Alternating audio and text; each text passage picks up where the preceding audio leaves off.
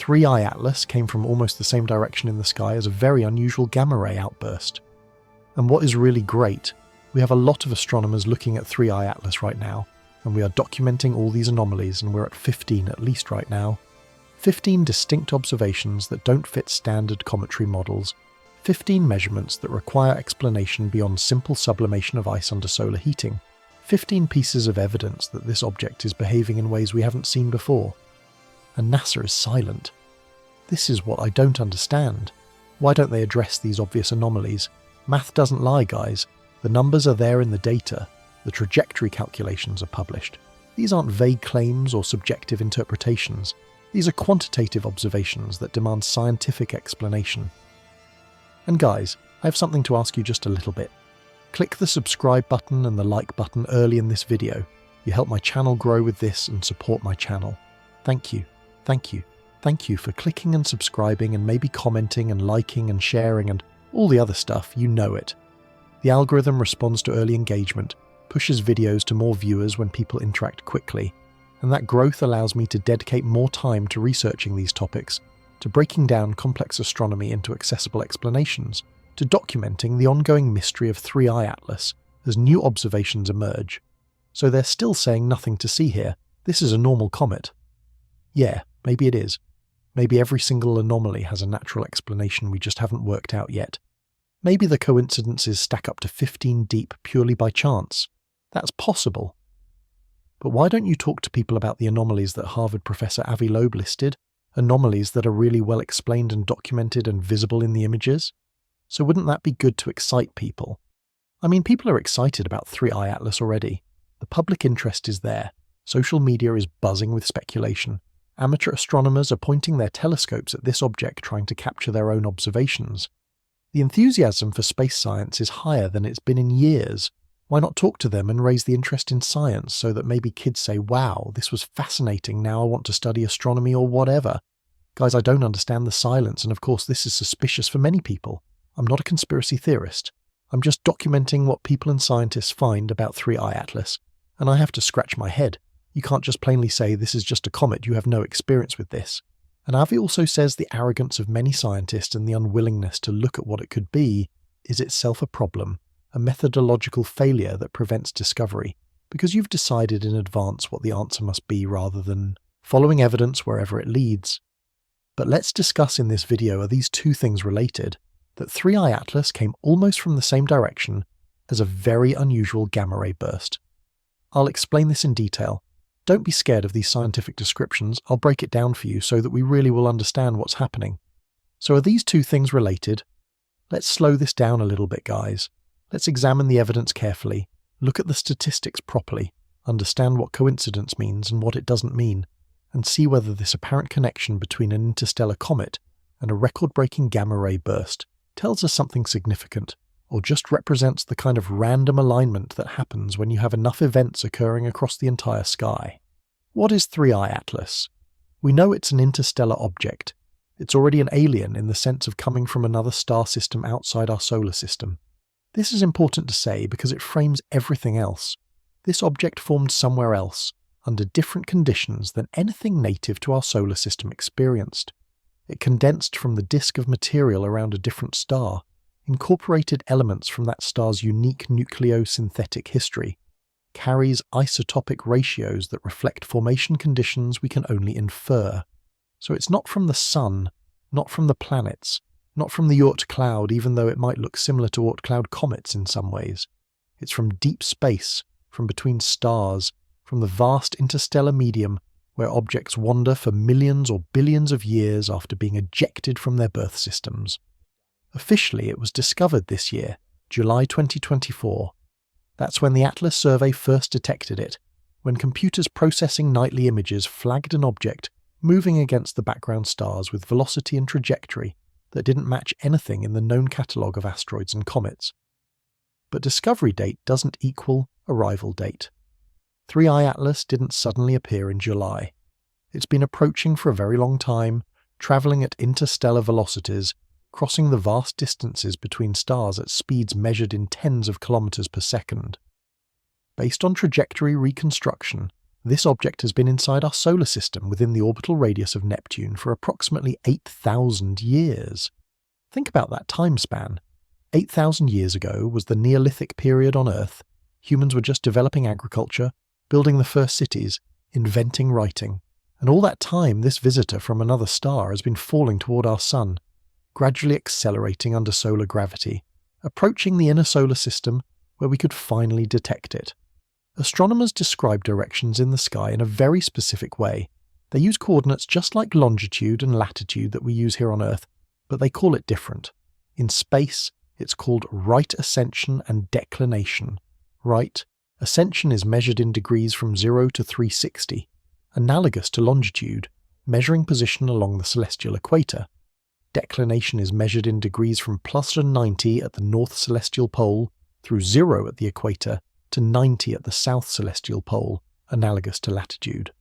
Together, these coordinates specify a unique position on the celestial sphere, the imaginary sphere surrounding Earth on which all distant objects appear to lie. So 3i Atlas, it's important that we know from which direction it came. It came from a direction that is called RA 272 degrees, right ascension 272 degrees, DC 19 degrees, declination 19 degrees. This is the direction where 3i Atlas came from when you trace its trajectory backward through space. When you run the orbital calculations in reverse to determine where in the sky it was approaching from before entering the planetary region. That direction is fixed, determined by the object's velocity vector when it was far from the Sun, before planetary perturbations and solar gravity significantly altered its path. And knowing that direction matters because it's one of the few clues we have about where this object might have originated, what stellar neighbourhood it passed through, what regions of the galaxy it sampled during its long journey. So what is a gamma-ray burst? That's important to know if we say it's coming from the same direction. Basically, guys, a gamma-ray burst is the most powerful explosion that you can imagine in the universe. These are cataclysmic events, cosmic violence on scales that dwarf anything we experience in everyday life or even in dramatic terrestrial events like volcanic eruptions or nuclear explosions, and it releases more energy in just seconds or hours than the Sun will release in its entire lifetime. Let that sink in. Our Sun will shine for about 10 billion years total, has been shining for 4.6 billion already, will continue for another 5 billion or so. Over that entire span, it will radiate a specific total amount of energy, a number you can calculate from its luminosity and lifetime. A gamma-ray burst releases that much energy or more in seconds. Usually these gamma-ray bursts they come from, and that's sad, they come from dying stars or like when black holes are being formed. The two main categories are long-duration bursts lasting more than 2 seconds, typically associated with the collapse of massive stars into black holes, supernovae that fail to produce traditional light displays, but instead beam gamma radiation in focused jets, and short-duration bursts lasting less than 2 seconds, associated with mergers of compact objects like neutron stars or neutron-star black hole pairs, collisions that release gravitational waves and electromagnetic radiation across the spectrum. So most gamma-ray bursts, they don't last long. They only last like a few seconds to a few minutes. The distribution of durations peaks around 1 second for short bursts and tens of seconds for long bursts. Anything beyond a few hundred seconds is considered unusually extended, rare but not unprecedented, requiring special conditions to sustain the emission for that length of time. But there's one specific gamma-ray burst that was different, and that's the one that we're trying to see as that related to 3i Atlas. The burst was called GRB 25572b, following the standard naming convention, where GRB stands for gamma-ray burst. 250702 indicates the date of detection in year-month-day format, so July 2nd, 2025, and the letter B indicates it was the second burst detected that day. And it has lasted 25,000 seconds, guys. This is almost 7 hours. When you write it out, that's more impressive, 6.94 hours to be precise. An extraordinary duration that immediately flagged this event as unusual, that prompted intensive follow-up observations to understand what could produce such extended gamma-ray emission. This makes it the longest gamma-ray burst that has ever been recorded in the history of gamma-ray astronomy, going back to the first detections by Vela satellites in the 1960s. The previous record holder was GRB 9A, detected in December 2011, which lasted between 4 to 7 hours depending on how you define the end of the emission. and which was later confirmed to be associated with a supernova at a distance of 13.7 billion light-years, basically looking back to when the universe was very young, seeing stellar explosions from an early generation of massive stars. And guess when this was discovered? It was discovered on July the 2nd, 2025, one day after they discovered interstellar objects/comet/spaceship/space junk/whatever the heck it is, how I always say. One day after they discovered 3I Atlas. So the timing is already like something where we look at and think, let's dive deeper into this, because coincidences happen, but the more specific and unusual the events involved, the less likely pure coincidence becomes, and we need to calculate whether this alignment is meaningful or expected. And it came from a sky direction of RA 285 degrees, DEC plus gate degrees. So both things appeared in roughly the same part of the sky. Not exactly the same line, but the same part of the sky, the same general region when you look up at the celestial sphere. The angular separation between them, the angle you'd measure between the two directions if you used a protractor on the sky, was 17 degrees. So is that meaningful? Let's look into this carefully, because angular separations on the sky can be misleading. You need context to know whether 17 degrees represents close alignment or random coincidence. It's important to understand that as well before we can maybe come to a conclusion.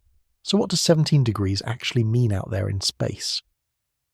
If you stretch your arm out, your clenched fist covers about 10 degrees of the sky. This is a useful reference, a way to calibrate angular measurements using your own body. Your thumb at arm's length covers about 2 degrees, your 3 middle fingers together cover about 5 degrees, a fist covers 10 degrees, so basically 17 degrees is less than 2 fists apart, right? 1.5, something like this. It's not much, it sounds close, right?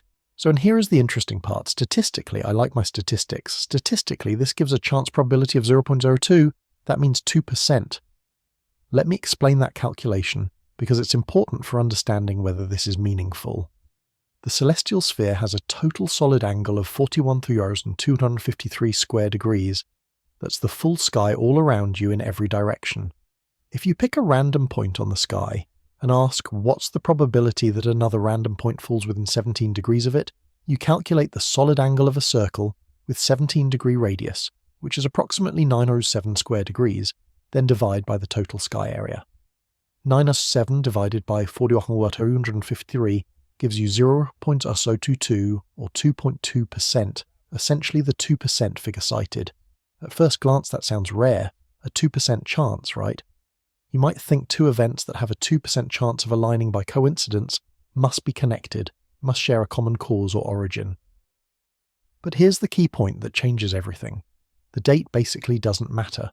3I Atlas did not suddenly appear on July 1st, right? It was always there, approaching through the outer solar system for thousands of years. We just discovered it on that date because that's when it became bright enough to detect, when it entered the field of view of the Atlas survey during a scan of that region of sky, when the image processing algorithms flagged it as a new moving object. 3I Atlas had been travelling through the outer solar system, through the Oort cloud region, for about 8,000 years based on the trajectory reconstruction. We just happened to discover it now, and the date was July 1st, 2024. But that discovery date is arbitrary in a cosmic sense. We could have detected it earlier if we'd been looking in the right place with sensitive enough instruments. We could have detected it later if we'd been unlucky with weather or survey coverage. The discovery date tells you something about human observation capabilities and survey timing, not about anything physically significant happening to the object itself. Now, another important fact. There are several hundred gamma-ray bursts every year. Current detection rates from satellites like Swift and Fermi are approximately 300 to 400 gamma-ray bursts annually. About one per day on average though, with statistical fluctuations, so some days see multiple bursts and other days see none. They are spread evenly across the entire sky because they're extragalactic events, explosions occurring in distant galaxies distributed throughout the universe with no preferred direction. So that means basically the sky is constantly lighting up with these events, not visible to optical telescopes because gamma rays don't penetrate Earth's atmosphere, but visible to gamma ray, satellites in orbit that scan the sky continuously looking for sudden brightening. So if you wait long enough, coincidence will happen, right? Over 8,000 years, a 2% alignment is not surprising at all. Let's do that calculation explicitly to make it clear. If gamma-ray bursts happen at a rate of 350 per year on average, and 3I Atlas has been in the solar system for 8,000 years, that's 2.8 million gamma-ray bursts that have occurred during the object's journey. Now, not all of those will align within 17 degrees because the probability for any given burst is only 2%. But 2% of 2.8 million is 56,000. So you'd expect approximately 56,000 gamma-ray bursts to have occurred within 17 degrees of 3I Atlas's approach direction during those 8,000 years. The fact that one of them happened to be detected the day after we discovered the comet is coincidence piled on coincidence, but not impossible coincidence, not something that requires special explanation. Even though this burst was unusually long gamma-ray bursts do happen occasionally, as we already mentioned, and we already know another one. In December 2011, a gamma-ray burst called GRB 1009A lasted for 4 to 7 hours, so very similar duration to GRB 2507-2b. That burst was later confirmed to be caused actually by a supernova, like a massive star exploded in a particularly energetic way that sustained gamma-ray emission for hours rather than the typical seconds or minutes. And that happened, and these numbers are crazy, guys, 13.7 billion light-years away. So that proves on this one side, let's talk about this first. These long bursts are normal cosmic explosions and not nearby events, like not local, not connected to objects in our solar system, because from past data we know they occur at cosmological distances, billions of light-years away in galaxies that were young when the universe itself was young. An ultra-long gamma-ray burst happens about once every 14 years, based on detection statistics accumulated over decades of gamma-ray astronomy. A very long one, right? And during those 14 years, there are about 4,000 total gamma-ray bursts of all types detected, given the average rate of roughly 300 per year. And based on that math, a 7-hour gamma-ray burst should line up within 17 degrees of 3I Atlas. Here comes the interesting part, roughly once every 670 years. Let me show you that calculation. We know ultra-long bursts occur once every 14 years. We know the probability of alignment within 17 degrees is 2%. So 14 years divided by 0.02 gives 700 years, approximately the figure cited, though the exact number depends on which estimates you use for burst rates, and what exactly qualifies as ultra-long. I'll repeat that. A 7-hour gamma-ray burst, like we have observed just a day after 3I Atlas was discovered, should line up within 17 degrees of 3I Atlas, once every 670 years based on statistical expectations.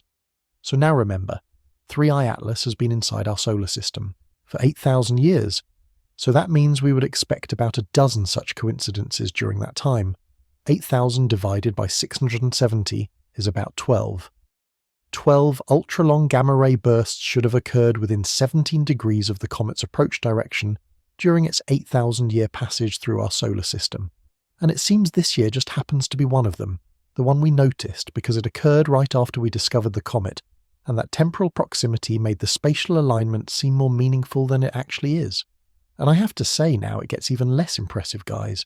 In 2025 alone, there were already about 6 normal gamma-ray bursts that also lined up within 17 degrees of the direction that 3I Atlas came from, so no one has noticed those because they were not unusually long. They were typical short or long duration bursts lasting seconds to minutes that got catalogued and studied and added to the database, but didn't generate headlines because there was nothing exceptional about them. Only GRB 250702b stood out because of its extraordinary duration, making it newsworthy enough that people noticed it, and then noticed the coincidental timing with 3I Atlas discovery. So what is the conclusion that we can draw from this, guys? There is no physical connection between 3I Atlas and GRB 250702b. There's no signal transmitted from one to the other. There's no interaction because they're separated by billions of light years. The gamma-ray burst originated in a distant galaxy, while 3I Atlas is in our solar system. There's no shared origin because they formed in completely different contexts, one being matter ejected from a stellar system, and the other being the death throes of a massive star or merging compact objects. This is just statistics, right? If you watch the sky long enough, rare things will eventually line up, and that does not mean they are related, right? We've seen this with earthquakes, with tsunamis, where people say it's this and that has caused this earthquake, when in reality geological processes are independent of astronomical configurations, and the correlations people notice are artifacts of pattern-seeking psychology combined with selective memory that remembers hits and forgets misses. Well, if you wait long enough, right, something will happen and things will line up. So it looks interesting that there might be a connection between 3i Atlas and these gamma rays, but it means nothing. It's a coincidence we should expect when dealing with thousands of cosmic explosions and an object that has been passing through our neighborhood for thousands of years. Nothing more, nothing less. I'm sorry that in this video I can't present you another anomaly, although we're all longing for them. But guys, you have to subscribe because my next parts will blow your mind again, because there is something else that has been discovered with 3i Atlas, guys. It does not cease to amaze us. The gamma ray burst coincidence. Might be statistical noise, but those other 15 anomalies, those documented observations that don't fit standard models, those remain unexplained and they deserve serious examination, not dismissive silence from official sources that should be communicating science to the public and instead choose to ignore questions that make them uncomfortable or uncertain about conclusions they want to defend, and that pattern of silence is itself worth examining, because it tells us something about how institutions handle uncertainty and anomaly, and the possibility that observations might challenge established frameworks, which brings us to the real mystery, not the gamma ray burst which we can explain through statistics, but the other anomalies which resist conventional explanation and accumulate into a pattern that demands attention, regardless of whether you think 3i Atlas is a natural comet or something more unusual. So let's dive into those 15 anomalies that actually matter, the observations that can't be dismissed as statistical coincidence, the measurements that demand explanation, regardless of whether you favour natural or artificial hypotheses for what 3i Atlas represents. These aren't vague claims or subjective impressions. These are documented in scientific papers, visible in images, calculable from publicly available data. And the fact that NASA and other official space agencies aren't addressing them publicly, aren't engaging with the questions people are asking, that silence creates a vacuum where speculation grows because humans are pattern-seeking creatures, and when authoritative sources won't provide answers, we generate our own explanations to fill the gap. Anomaly number 1, the trajectory precision toward Jupiter's Hill radius. We've discussed this before, but it bears repeating because it's the foundation for much of the artificial hypothesis speculation.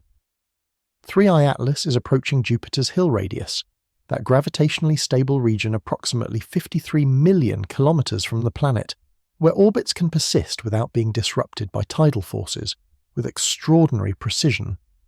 The approach trajectory, when calculated backwards through purely gravitational models, shows targeting accuracy better than 0%, meaning the object is aimed at the Hill radius to within about 60,000 kilometers. Now, natural comets don't target specific locations. They follow ballistic trajectories determined by initial conditions when they enter the solar system and subsequent gravitational interactions with the Sun and planets. The probability that a random interstellar trajectory would naturally aim at Jupiter's Hill radius with this precision is infinitesimally small, comparable to throwing a dart from New York and hitting a specific building in Los Angeles. Not impossible, but so unlikely that it requires explanation. Either this is extraordinary coincidence, or the trajectory has been modified through non-gravitational forces, which brings us to the question of whether those forces are natural outgassing or active propulsion. Anomaly number 2, the geometric emission patterns. Multiple independent observations from Hubble Space Telescope, from ground-based observatories, from amateur astronomers with high-quality equipment, all show that 3i Atlas exhibits structured jets with geometric regularity. We're not talking about random diffuse coma. We're seeing discrete directional features, at least 7 distinct jets that have been identified, arranged in patterns that suggest organization rather than chaos. Some of these jets point in opposite directions, some are perpendicular to the Sun direction, creating configurations that are difficult to explain through simple rotation of an irregularly shaped nucleus with randomly positioned vents. The most striking feature is a hexagonal pattern that appeared in images captured during perihelion passage, 6 jets arranged symmetrically around the nucleus, creating what looks like artificial geometry. Natural vents can produce multiple jets, certainly, but getting 6 of them evenly spaced in hexagonal configuration requires very specific conditions about nucleus shape and rotation axis and vent locations that all need to align precisely. It's possible, but it's another coincidence stacking on top of the trajectory precision. Another observation that individually might be natural but collectively creates a pattern that strains conventional explanations. Anomaly number 3, the anti-tail that points toward the Sun. This is physics-defying in the sense that all standard models of cometary behavior predict that tails point away from the Sun, pushed by solar radiation pressure and solar wind. Dust particles and gas molecules get accelerated away from the Sun, creating the characteristic tail that always points in the anti-solar direction regardless of the comet's motion. But 3I Atlas shows a prominent feature extending toward the Sun, visible in multiple images, confirmed by multiple observers, not an artifact of viewing geometry or image processing. Various natural explanations have been proposed. Maybe it's projection effects where we're seeing tail material at a specific angle. Maybe it's unusual dust properties where very large particles don't respond to radiation pressure the way normal cometary dust does. Maybe it's electromagnetic effects in the ionized coma, creating structures that don't follow simple particle dynamics. Each of these explanations is theoretically possible, but requires invoking conditions that haven't been observed in other comets, special circumstances that make 3I Atlas unique in yet another way. The alternative explanation, that the sunward-pointing feature is exhaust from forward-facing thrusters, providing braking thrust to reduce velocity for potential orbital capture at Jupiter, fits observations more simply. Rocket exhaust would point in the direction opposite to thrust, so braking thrust would produce a sunward plume, and notably, this feature has been brightening even as overall activity declines post-perihelion, exactly what you'd expect if it's active propulsion operating according to mission requirements, rather than passive sublimation responding to solar heating. Anomaly number 4, the X-ray emission detected by X-RISM. This is unprecedented for interstellar objects. Neither Oumuamua nor Tui Borisov were ever detected in X-rays, despite being observed by X-ray telescopes. 3I Atlas is the first interstellar visitor to emit detectable X-ray radiation, observed during 77 hours of integration by the X-RISM satellite from November 26th through 28th. The spectrum shows emission lines from highly ionized carbon, nitrogen, and oxygen, consistent with charge exchange between solar wind ions and neutral atoms in the coma, but with some features that don't perfectly match standard models. The continuum emission, the smooth underlying X-ray glow between the bright emission lines, is slightly elevated compared to what pure charge exchange predicts. This excess is subtle, within measurement uncertainties, but it's there in the data. What could produce continuum X-ray emission beyond charge exchange? Possibilities include bremsstrahlung from accelerated electrons, scattered solar X-rays from dust particles, or thermal emission from extremely hot regions. The first two are plausible but require specific conditions. The third is harder to explain naturally because comets don't have internal heat sources capable of producing X-ray temperatures. If 3I Atlas contains power systems, if there are active components generating waste heat, or if propulsion systems produce high-temperature plasmas, X-ray emission would be expected. This is speculative, but it's consistent with observations in a way that natural explanations struggle to match. The fact that follow-up observations by Chandra and XMM Newton are planned or have been conducted, but results haven't been released publicly, adds to the frustration. If the X-ray emission is purely natural, easily explained by standard charge exchange, why not publish those results immediately to settle the question? Anomaly number 5. Spectroscopic features that don't match typical cometary composition. Multiple research teams have obtained optical and infrared spectra of 3I Atlas, measuring which molecules are present in the coma and in what abundances. The overall composition looks broadly cometary with water and carbon compounds detected, but there are oddities in the ratios and in specific emission lines that appear where they shouldn't or are absent where they're expected. One persistent feature is an emission line around 520 nanometers in the green part of the spectrum that doesn't match any common cometary molecule. Oxygen can produce green emission under certain conditions, specifically when in specific excited states that require either high-energy radiation or collisions with energetic particles. Getting oxygen into those states in a cometary coma requires energy sources beyond normal solar ultraviolet, suggesting either unusual photochemistry or active processes producing energetic particles.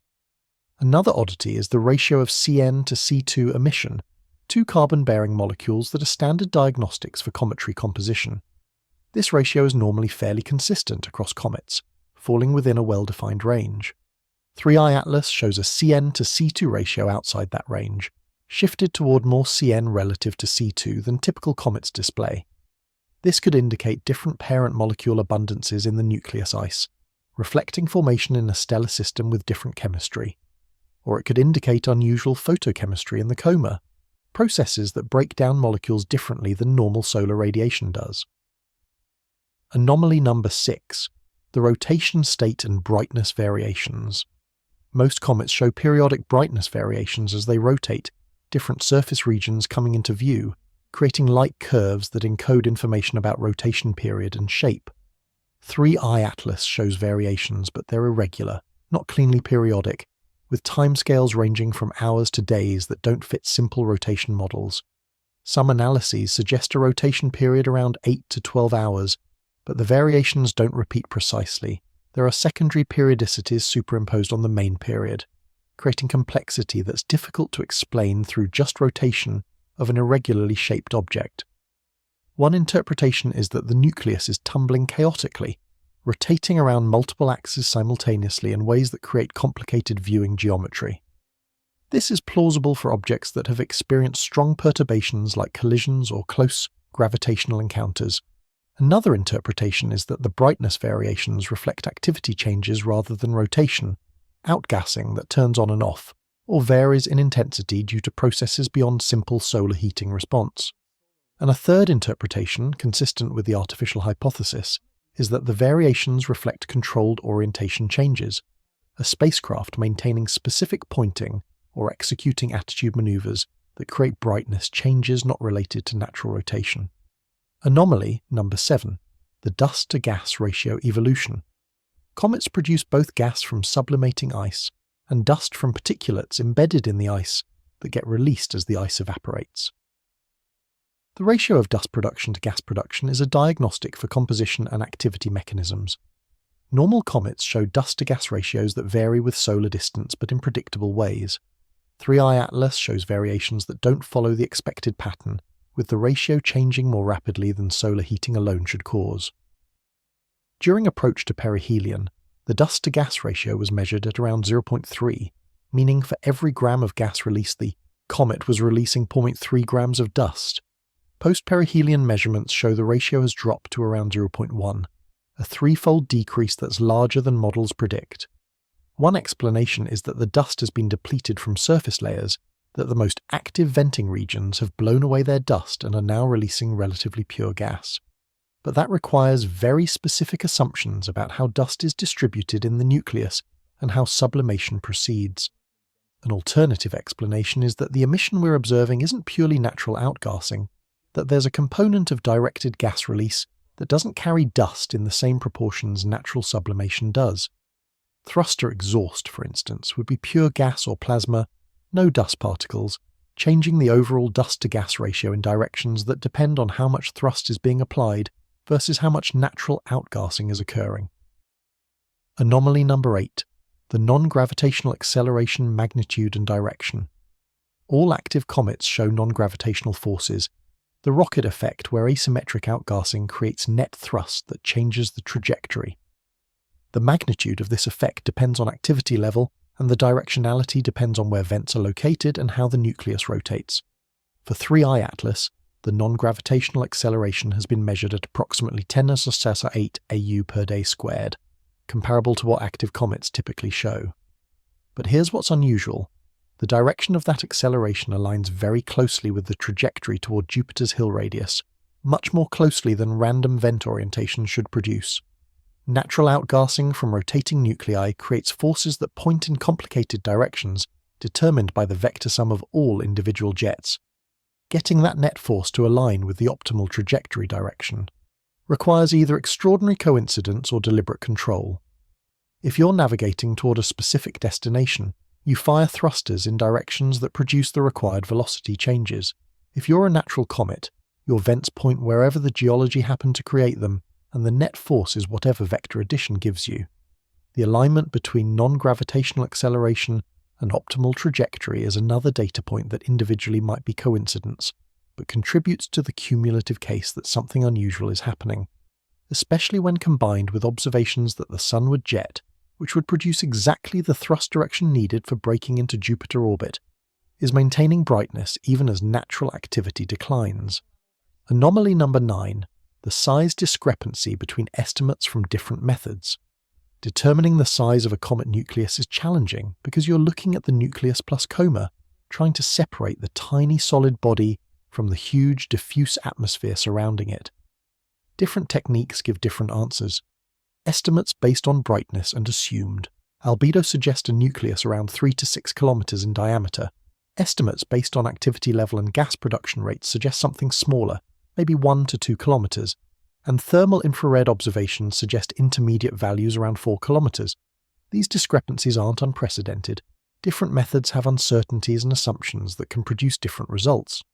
But the range for 3I Atlas is larger than typical, spanning a factor of 3 or more in diameter, which corresponds to a factor of 27 or more in volume and mass. That makes it difficult to build consistent models because size determines everything else: how much outgassing you expect, how much mass can be lost, what thermal properties should be. If we don't know the size precisely, we can't test models rigorously, and that uncertainty leaves room for alternative interpretations that wouldn't be viable if we had precise measurements constraining possibilities more tightly. Anomaly number 10.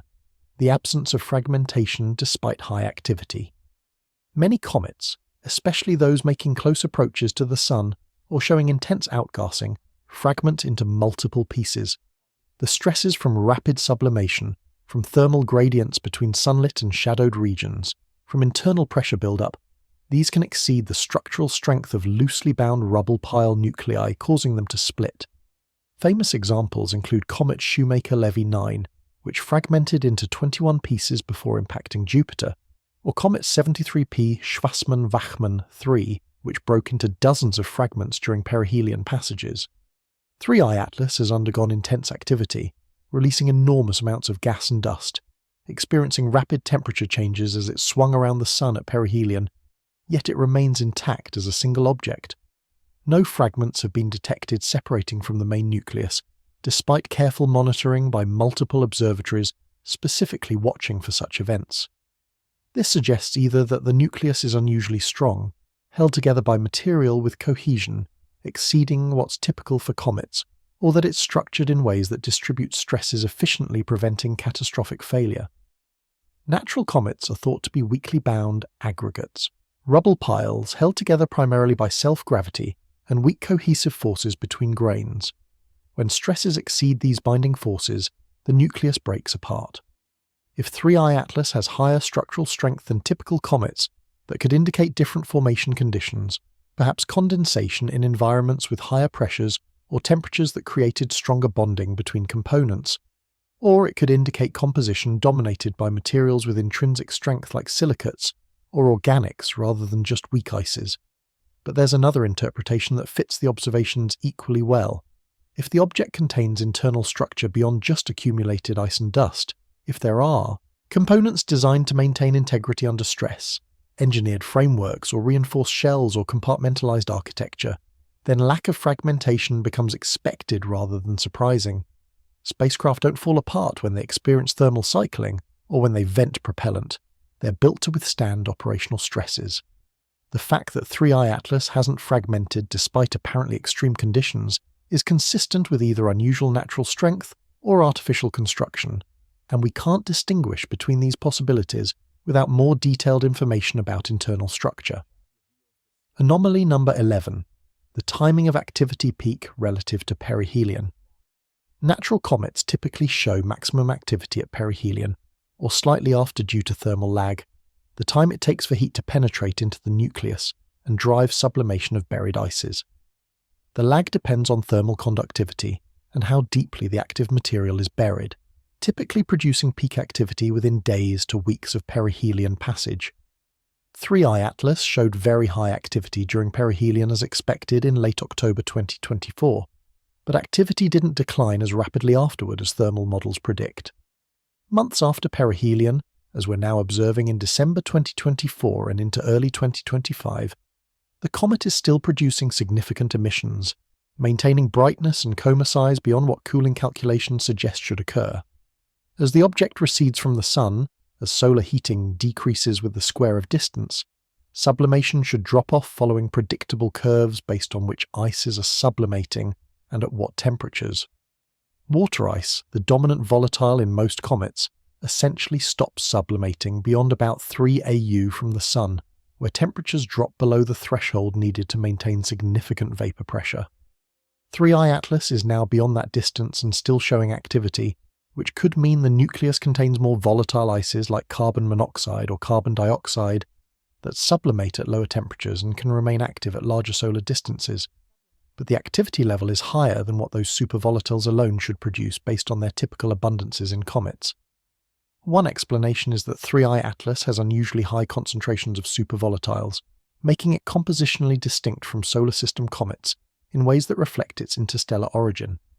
Another explanation is that thermal lag is much larger than typical, that the nucleus has such low thermal conductivity or such large size that stored heat from perihelion continues driving sublimation months later. Or, consistent with the artificial hypothesis, some of the observed emission isn't thermally driven at all. If propulsion systems are operating, if power systems are generating exhaust or waste products that mimic cometary activity, the emission wouldn't necessarily decline with solar distance in the predictable ways. Natural sublimation does. The object would maintain activity according to operational requirements, rather than solar heating, creating exactly the pattern observed where brightness remains higher than thermal models predict. Anomaly number 12. Isotopic ratios that might deviate from solar system norms. This is preliminary and not yet fully confirmed, based on reports from researchers who have analysed spectroscopic data but haven't published complete results. The claim is that deuterium to hydrogen ratios in water vapour from 3I Atlas differ from what solar system comets show, and moreover that the ratios show unusually low variance, less scatter than natural isotopic fractionation typically produces. Deuterium to hydrogen ratio is one of the most sensitive indicators of formation conditions available. Deuterium, heavy hydrogen with an extra neutron, gets incorporated into water ice in proportions that depend strongly on temperature during condensation. Colder formation environments produce higher DH ratios through chemical fractionation processes that preferentially incorporate deuterium into molecules. Solar system comets formed in the cold outer regions show DH ratios in water about 2 to 3 times higher than Earth's oceans, roughly 300 to 500 parts per million deuterium compared to 150 ppm in terrestrial water. If 3I Atlas shows DH ratios significantly different from this range, that confirms formation in a different stellar environment with different temperatures or chemical conditions. That wouldn't be surprising for an interstellar visitor. Different stars have different metallicities, different abundances of heavy elements, different protoplanetary disk conditions. The DH ratio could be higher or lower than solar system values depending on where and when the object formed. But the claim about low variance is more puzzling. Natural isotopic fractionation is a statistical process. When molecules form, when chemical reactions proceed, isotopes distribute themselves according to thermodynamic and kinetic principles that produce characteristic spreads in ratios. You don't get perfectly uniform values.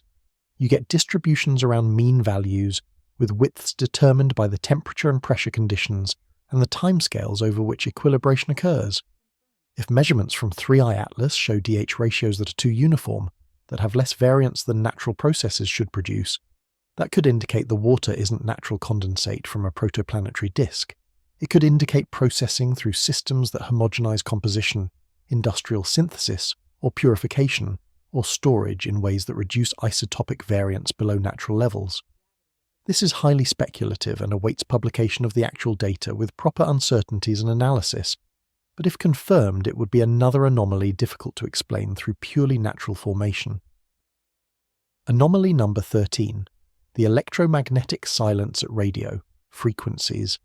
Despite targeted searches, no artificial radio emissions have been detected from 3I Atlas beyond what's expected from natural plasma processes in the ionized coma. Radio telescopes, including the Very Large Array and other facilities, have observed the object looking for any signals that might indicate active electronics or communication systems. The searches have covered wide frequency ranges and used techniques designed to detect both continuous and pulsed emissions, both narrowband and broadband signals.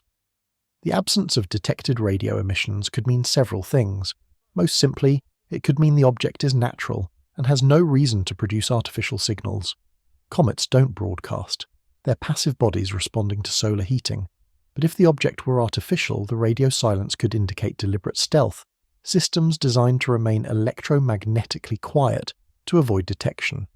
Or it could mean any transmissions use frequencies or modulation schemes we're not monitoring, or employ technologies like optical communications or other methods that don't produce radio emissions we'd recognize. Advanced civilizations millions of years ahead of us might have communication technologies that bear no resemblance to our radio broadcasts and radar signals. Trying to detect their transmissions with our current methods might be like trying to detect fiber optic internet by looking for smoke signals. We're using the tools we have, but those tools might be inadequate for detecting technology that evolved along completely different paths from our own.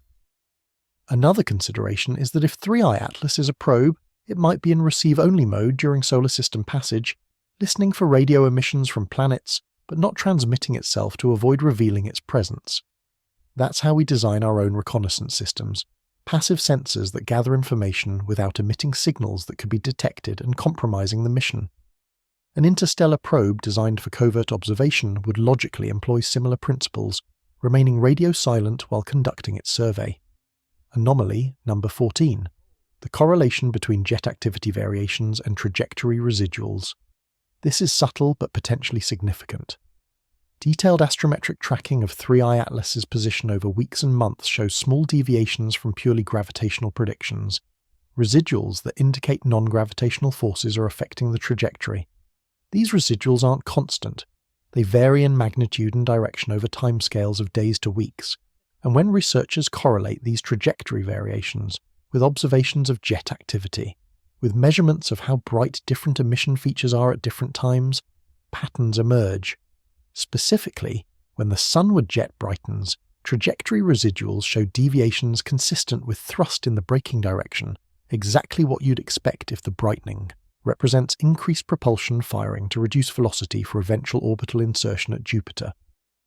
When activity in other jets changes, when different emission features turn on or off, or vary in intensity, the trajectory responds with deviations in directions that correlate with those features.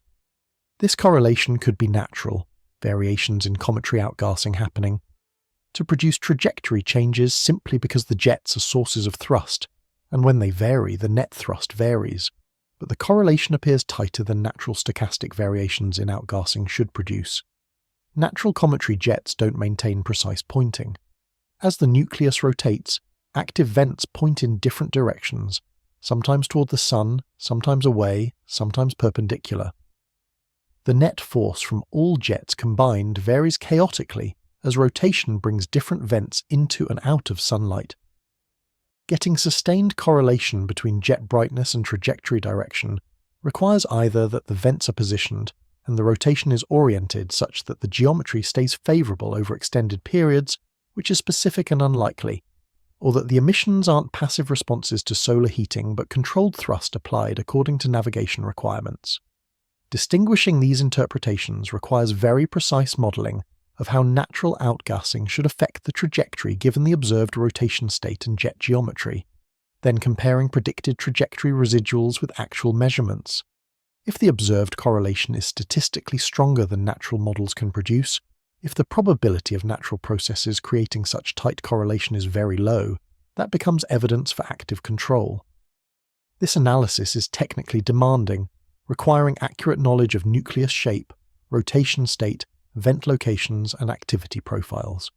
It's the kind of work that takes time to do properly, and results may exist in classified analyses that haven't been made public, or in academic research still being prepared for publication.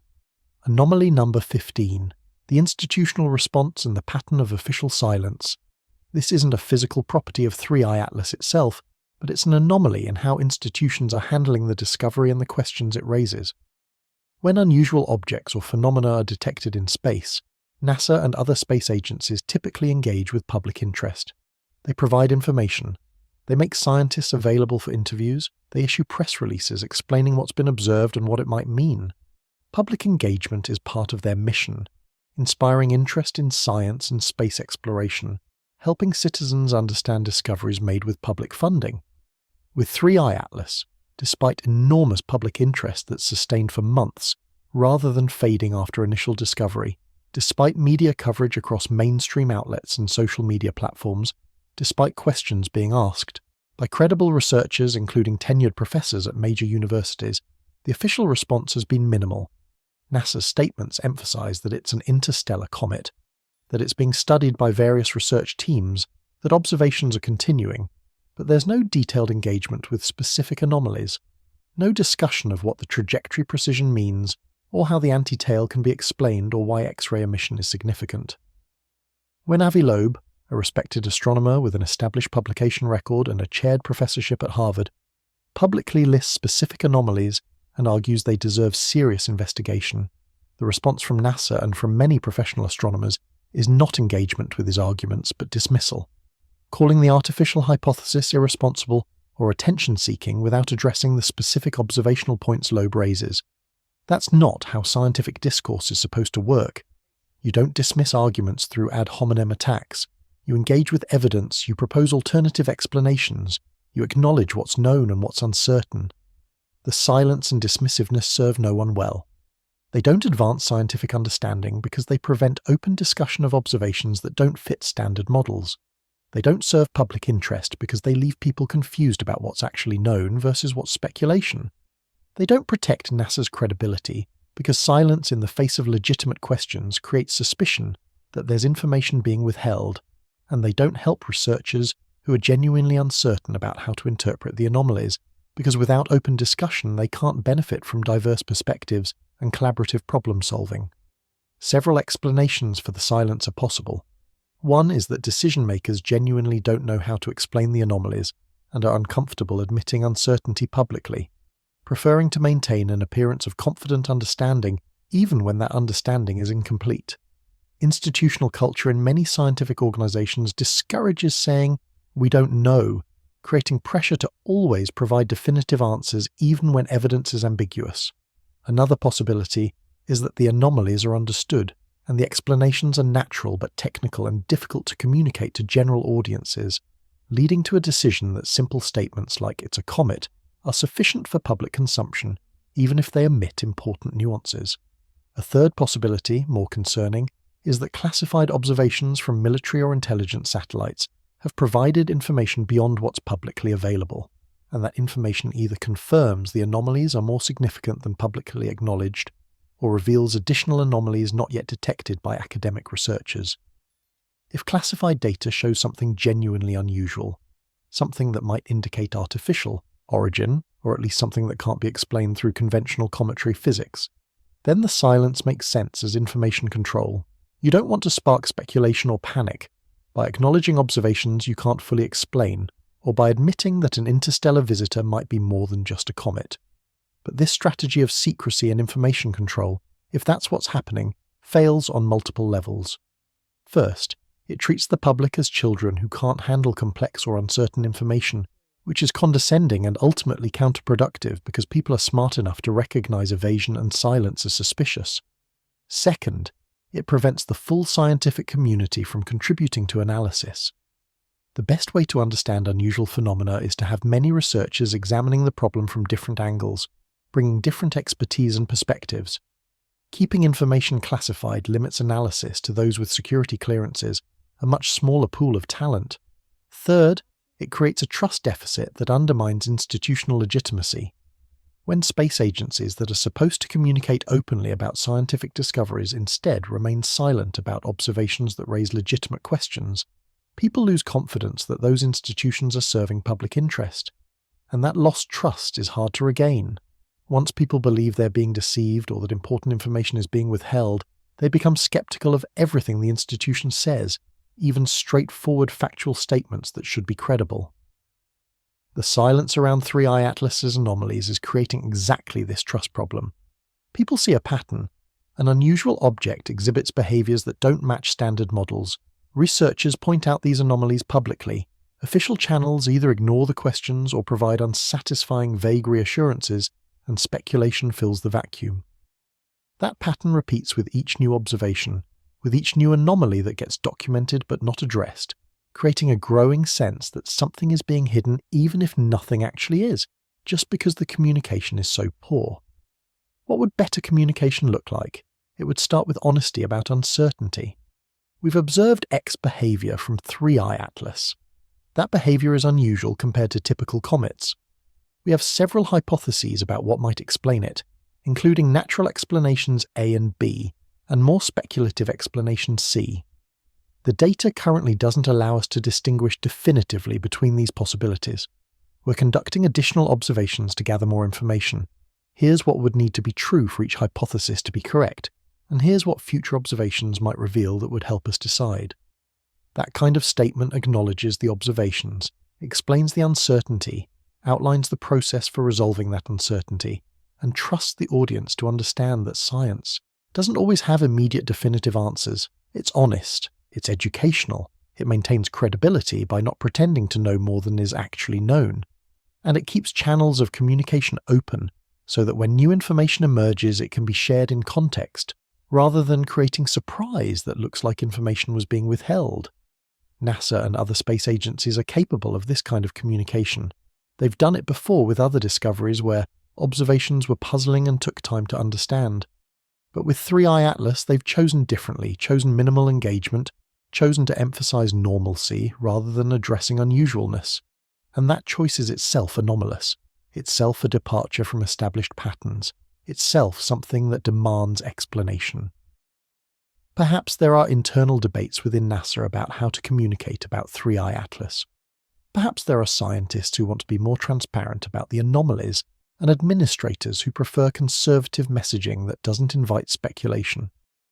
Perhaps there are external pressures from defense or intelligence agencies that have interests in this object beyond pure scientific curiosity and that are requesting or demanding that certain information not be shared publicly. We can't know the internal dynamics without being part of them, but we can observe the outcome, the pattern of silence, and note that it's not serving anyone well. The silence also raises questions about what additional observations might be occurring that we're not hearing about. Ground-based telescopes and publicly announced space missions are generating data that gets published in academic journals or presented at conferences eventually. But classified satellite systems, military space surveillance assets, intelligence collection platforms, these operate without public disclosure. If such systems have been tasked to observe 3i Atlas, if they've collected high-resolution imagery or spectroscopy or radar data beyond what civilian instruments can achieve, that information exists somewhere in classified databases but isn't accessible to the scientific community or the public. The coordination we've seen with planetary defense drills, the sharing of classified tracking data for non-standard hyperbolic bodies through updated IRWN protocols, these suggest that classified systems are indeed watching 3i Atlas, and that data is being shared at least among authorized recipients. But what does that data show? Does it confirm the anomalies are natural with explanations that classified analysts understand but haven't shared publicly? Or does it reveal additional anomalies, perhaps even more puzzling observations that increase rather than decrease uncertainty about what this object represents?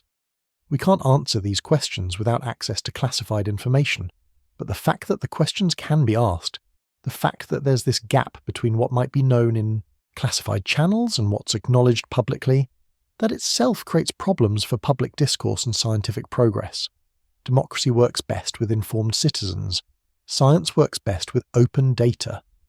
When important information relevant to both democratic decision-making and scientific understanding gets classified for national security reasons, both democracy and science suffer even if the classification is justified by legitimate security concerns.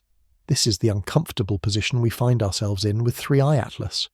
We have enough publicly available information to know that the object is unusual, that it exhibits multiple anomalies requiring explanation, that both natural and artificial hypotheses are possible given current evidence.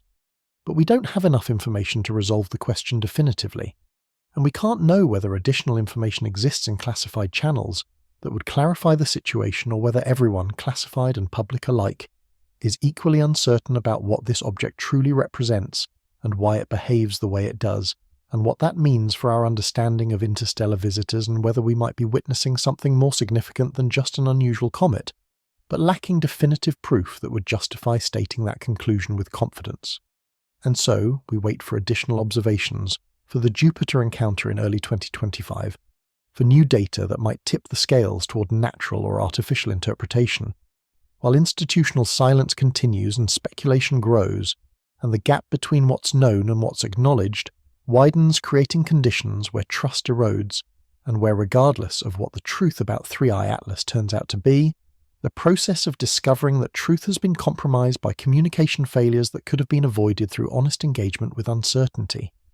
So where does this leave us as we move forward into the critical observation period, as December 19th approaches, when 3i Atlas reaches closest distance to Earth and we get our best views, as the Jupiter encounter in early 2025 looms as the potential definitive test of whether this object is natural or artificial?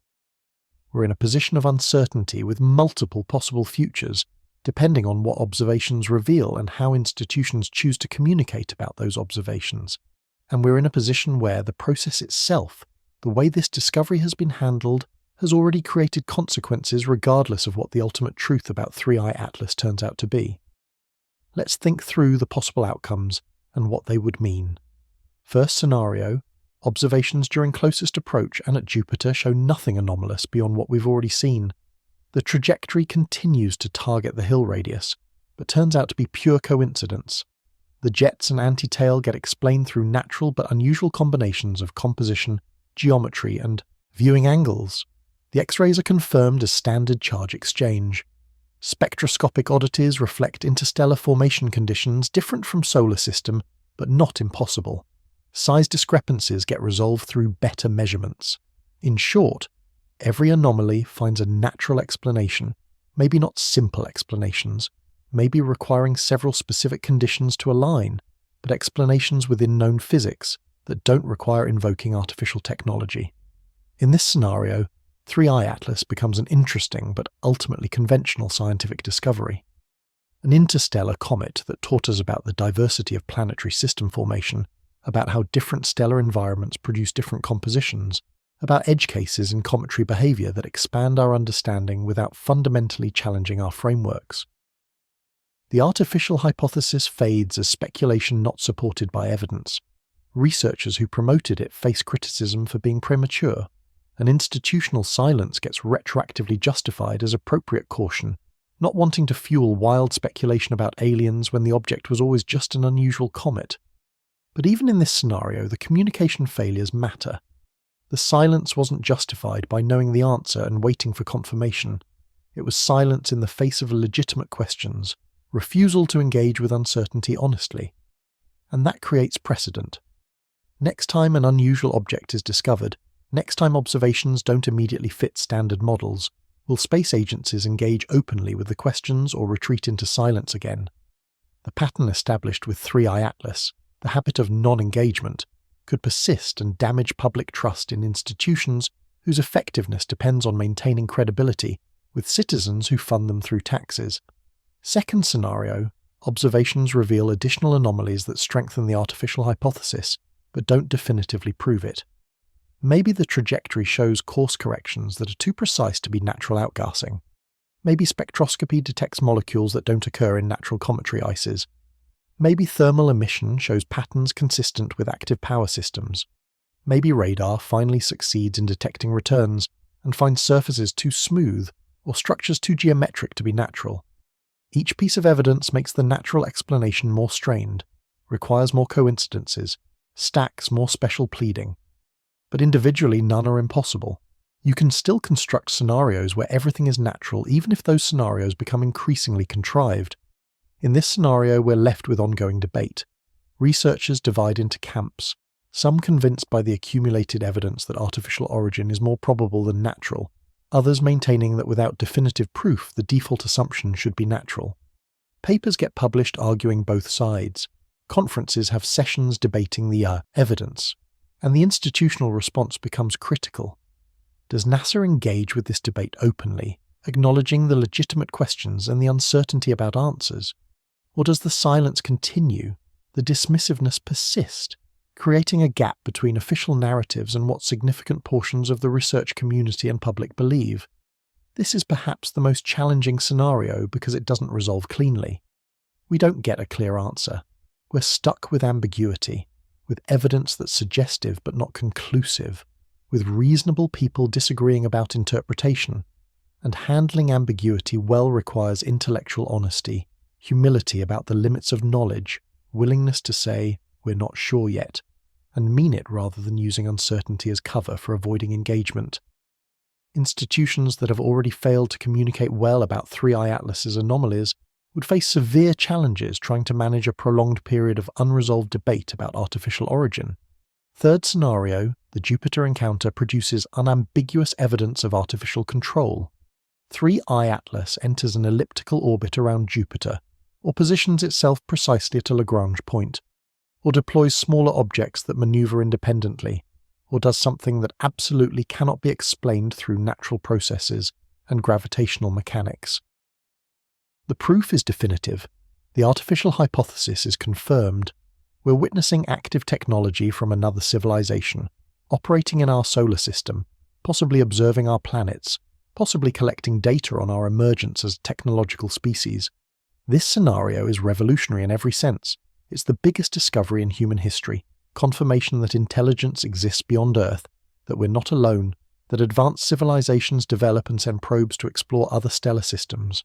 The implications cascade in every direction. Scientific, because everything we know about the frequency and nature of intelligence in the universe gets updated. Cultural, because humanity's self-concept as unique conscious beings gets replaced by awareness that we're one among potentially many. Philosophical, because questions about purpose and meaning and cosmic context all get reframed. Political, because decisions about how to respond to confirmed extraterrestrial technology require coordination at levels governments aren't structured to handle. And in this scenario, the institutional silence around 3I Atlas's anomalies becomes scandalous. If the object was always artificial, if the evidence was accumulating for months pointing toward that conclusion, if decision-makers knew or strongly suspected and chose to maintain silence rather than preparing the public for a discovery of this magnitude, the backlash would be severe. People would rightly ask why they were deceived, why information was withheld, what other discoveries might be hidden. Trust in space agencies and government institutions generally would crater. The damage would take years or decades to repair.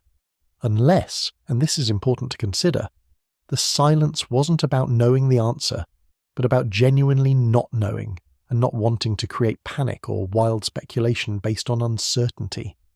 If even with access to classified data, decision-makers were uncertain about whether 3I Atlas is artificial, if they were waiting for definitive proof before making announcements that would change everything, then the silence might be justifiable as appropriate caution. You don't announce that aliens are visiting based on preliminary anomalous observations. You wait until you're sure, and in that case, once confirmation comes from the Jupiter encounter, a properly managed disclosure that explains the timeline and the reasoning behind delayed announcement might preserve credibility. But that requires disclosure to be handled extremely well. It requires honesty about what was known when, about why silence was maintained, about what uncertainty existed and how it was resolved. It requires trusting the public with complex information rather than trying to control narratives through selective release. And based on how communication has been handled so far, confidence that disclosure would be managed well is low. The pattern has been evasion and silence, not honest engagement with uncertainty. There's also a fourth scenario worth considering. 3I Atlas does something completely unexpected, something that doesn't fit either natural or artificial frameworks we've imagined. Maybe it turns out to be a hybrid, partially natural and partially artificial in ways we haven't conceived. Maybe it's something we don't have categories for because our thinking is constrained by limited experience with only one technological civilization and one stellar system's worth of natural objects. Maybe it reveals phenomena, or physics we don't understand yet, natural processes operating in regimes we haven't explored that produce behaviors mimicking what we'd expect from technology. This scenario is the most challenging intellectually because it requires abandoning frameworks, admitting that our categories might be inadequate, accepting that reality could be stranger than either natural comet or alien probe allows for. And it's the scenario where institutional communication failures would be most damaging, because handling genuine paradigm shifts, managing discoveries that don't fit existing categories, requires maximum transparency and collaborative sense-making. You can't do that through silence and top-down pronouncements. You need open discussion, diverse perspectives, willingness to be confused together while working toward understanding. Regardless of which scenario unfolds, there are lessons we can extract now about how to handle unusual discoveries, about how institutions should communicate about scientific uncertainty, about what responsibilities space agencies have to the public that funds them, and those lessons apply not just to 3i Atlas, but to future discoveries that will inevitably occur as our detection capabilities improve and we survey the solar system and galaxy more comprehensively. Lesson 1. Uncertainty is not weakness. Saying we don't know yet is honest and builds trust. Pretending to know when you don't, or staying silent to avoid admitting uncertainty, those undermine credibility. The public is capable of understanding that science is a process, that observations sometimes don't fit models immediately, that resolving questions takes time. What people can't tolerate is evasion and condescension, being treated as if they can't handle complexity or ambiguity when their everyday lives are full of both. Lesson 2. Anomalies deserve engagement, not dismissal. When observations don't fit standard models, when respected researchers point out genuine puzzles in the data, the appropriate response is to engage with the substance of those observations and questions. Explain what's known, what's uncertain, what alternative explanations exist. Don't dismiss anomalies as unimportant, or attack researchers who raise questions as irresponsible. That shuts down exactly the kind of critical examination that drives scientific progress. Lesson 3. Communication should be proportional to public interest. When people are excited about a discovery, when millions are paying attention and asking questions, that's an opportunity for science communication and education. Minimal statements and official silence waste that opportunity. Detailed engagement, explaining observations and uncertainties and implications, that serves both the immediate interest and the long-term goal of maintaining public engagement with science. NASA and other agencies have talented communicators. Using them effectively requires institutional commitment to transparency. Lesson 4. Classified data creates problems for open science. When military or intelligence systems collect information relevant to scientific questions, that information should be declassified as quickly as possible consistent with legitimate security needs. The default should be openness. Classification should be justified case by case with clear reasoning about what specific harms would result from disclosure. And there should be mechanisms for scientific community input into declassification decisions, so that the value of data for advancing knowledge gets weighed against security concerns rather than security automatically trumping science. Lesson 5. International coordination is essential. Objects like 3i Atlas affect all of humanity. Decisions about how to respond, what observations to prioritize, whether to attempt communication if the object proves artificial, these shouldn't be made unilaterally by any single nation. The framework exists through the UN Committee on the Peaceful Uses of Outer Space and through COSPAR protocols for extraterrestrial contact. Using those frameworks, even when they're slow and bureaucratic, is better than unilateral action that treats cosmic discoveries as national rather than global concerns. Now let's talk about what you, as someone following this story, can do to stay informed and contribute positively to the conversation. First, seek out primary sources when possible. Read the actual papers from researchers studying 3i Atlas, rather than relying solely on media summaries or social media posts. The Astronomer's Telegram publishes rapid communications about new observations. Archive has preprints of papers before peer review. NASA's website posts mission updates and observing schedules. Going to these sources directly gives you more accurate information and helps you distinguish between what's actually been measured versus what's speculation or interpretation. Second, maintain epistemic humility. Be aware of your own biases about whether you want 3i Atlas to be natural or artificial, and how those preferences might affect how you interpret evidence. If you're excited by the possibility of extraterrestrial technology, notice when you give more weight to observations that support that hypothesis, and discount evidence pointing toward natural explanations. If you're skeptical of artificial hypotheses, notice when you dismiss anomalies as unimportant and construct elaborate natural explanations to avoid confronting the possibility that observations might indicate something unprecedented. Being aware of bias doesn't eliminate it, but it helps you compensate. Third, engage respectfully with people who hold different views. The conversation around 3i Atlas has become polarized with believers who are convinced it's artificial and skeptics who dismiss any suggestion of non-natural origin. That polarization serves no one. The truth, whatever it is, doesn't care about tribal allegiances. Having productive discussions requires listening to arguments, examining evidence together, being willing to update beliefs when new data arrives, attack arguments, not people. Focus on what can be known from observations rather than on motives or character of researchers on different sides. Fourth, demand transparency from institutions but recognize legitimate constraints. Write to NASA, to Congress, to your elected representatives asking for open communication about 3i Atlas and its anomalies. Public pressure matters. When enough people ask questions, institutions respond. But also understand that some information might genuinely need to remain classified temporarily for security reasons.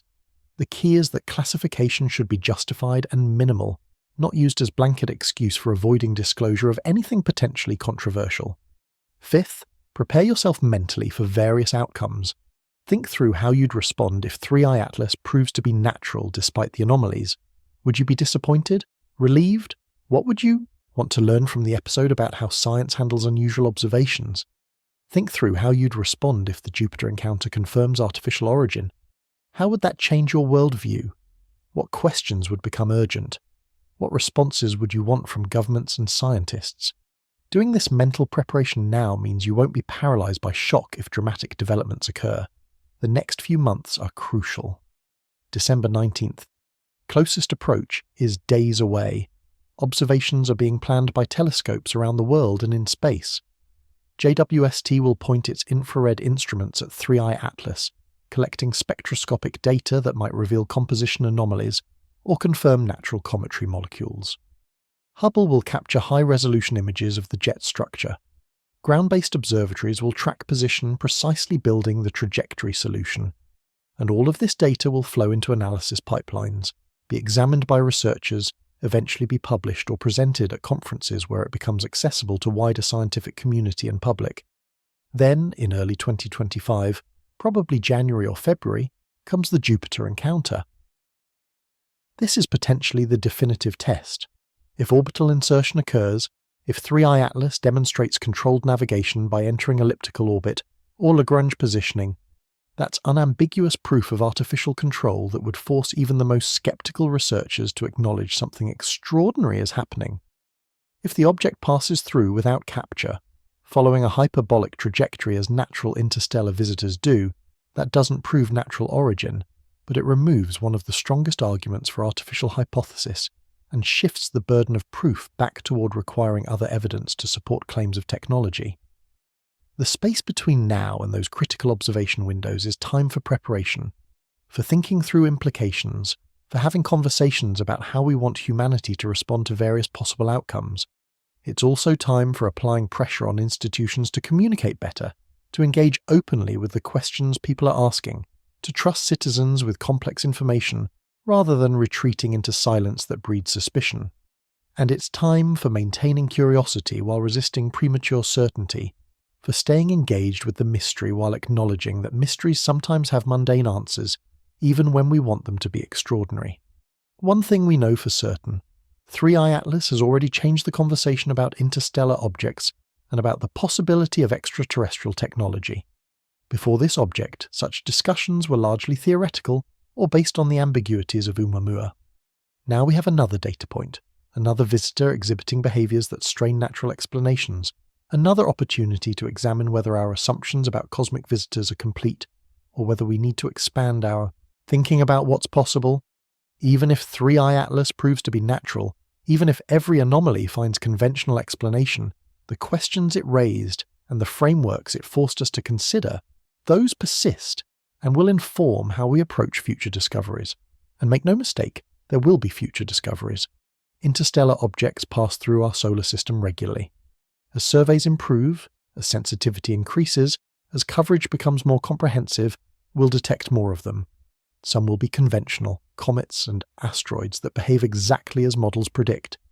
But statistically, some will be unusual. Some will exhibit anomalies. Some will raise questions about whether natural explanations suffice. And how we handle 3i Atlas, how we navigate the uncertainty and communication challenges it presents, that sets precedents for how those future discoveries get addressed. So let me close with this. We're privileged to be alive during a time when these questions are being tested, when speculation gives way to observation, when the possibility of extraterrestrial technology gets examined through actual evidence rather than remaining purely theoretical. Whether 3i Atlas is natural or artificial or something we don't have categories for yet, studying it teaches us about the universe and about ourselves, about what's possible in nature, about how intelligence might manifest across cosmic distances, about how we handle uncertainty and anomaly, and the possibility of paradigm-shifting discovery. Stay curious. Stay critical. Question narratives, but don't cynically dismiss everything. Follow the observations as they're released. Read the papers when they're published. Think about implications while maintaining humility about what's actually known versus what's speculation. Demand transparency from institutions while recognizing legitimate constraints. And most importantly, participate in the conversation. This is not just a story for experts to discuss behind closed doors. This is humanity's cosmic context potentially being updated. Everyone has stake in how that update proceeds and what it reveals about our place in a universe that consistently proves to be stranger, more diverse and more wonderful than our theories predict it should be. Thank you for following this exploration of 3i Atlas's anomalies, for thinking through the gamma-ray burst coincidence and understanding why it doesn't indicate physical connection, for considering the 15 documented observations that actually do require explanation. Subscribe and share if you found value in this analysis, because these discussions need to reach beyond echo chambers, need to engage people who are genuinely curious rather than just confirming pre-existing beliefs. The more diverse perspectives we bring to examining unusual phenomena, the better our collective understanding becomes, and the more resilient we are to both premature dismissal and uncritical acceptance.